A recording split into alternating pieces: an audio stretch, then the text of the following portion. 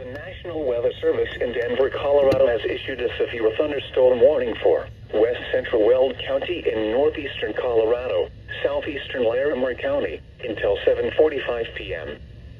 At 7:22 p.m. Mountain Daylight Time, a severe thunderstorm was located over northwestern Loveland, or 8 miles south of Fort Collins, moving south at 30 miles an hour.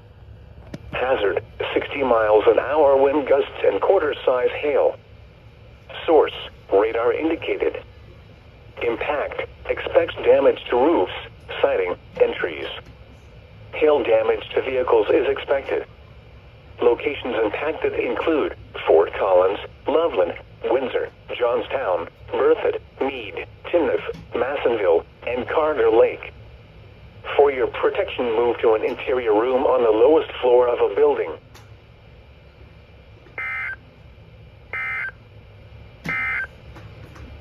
This is NOAA All Hazards Radio. Your normal program has been suspended due